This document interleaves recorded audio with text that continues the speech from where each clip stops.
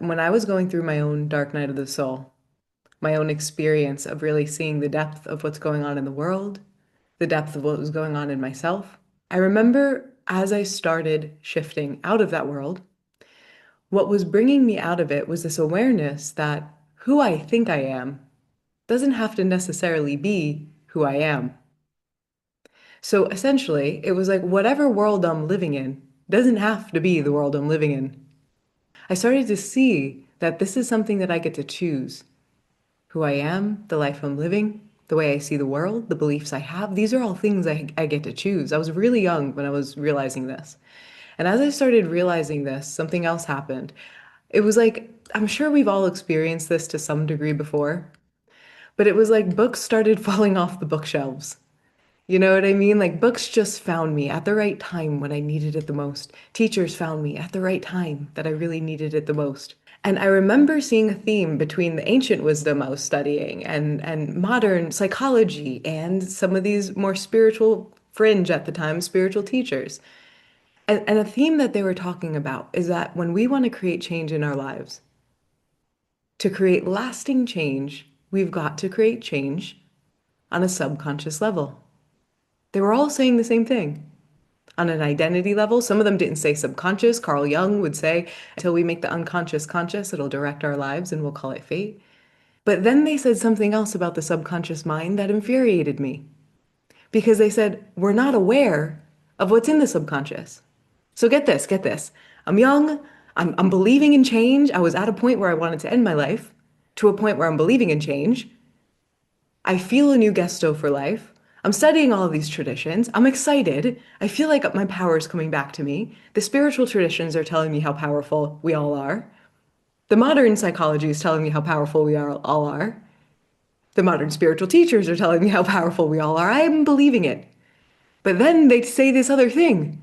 They say, well, if you want to create lasting change, you got to change on a subconscious level. Then they say the next thing, but you don't know what's in your subconscious mind. And I was like, that's some bullshit. Are you kidding me? This doesn't match. How can I know this so deeply, how powerful we all are? And then we're not aware of the thing that's directing 95% of our lives, our subconscious mind. I was like, no way. No way. This cannot be the case. There is no way that we're just not aware of the thing that's creating 95% of our lives, the subconscious mind.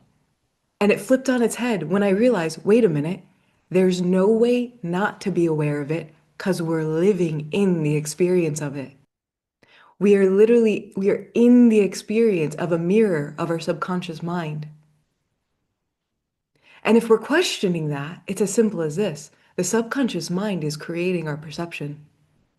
Every single thought we think, every single perception, meaning we give to a circumstance, it is filtered through our subconscious mind. These limitations that seem like they're in our blind spots, they're not in our blind spots, they're right before our eyes. We've just got to learn to have the eyes to see them. We've just got to train ourselves to be able to look at our reality field differently, to no longer live in a world where we think that things are happening to us, or think that reality is out there and we've got to fight it and we've got to change it. To no longer live in a world where we think that things are happening to us and we remember that this world is emerging through us. That any way we're seeing a circumstance is being filtered through our subconscious mind.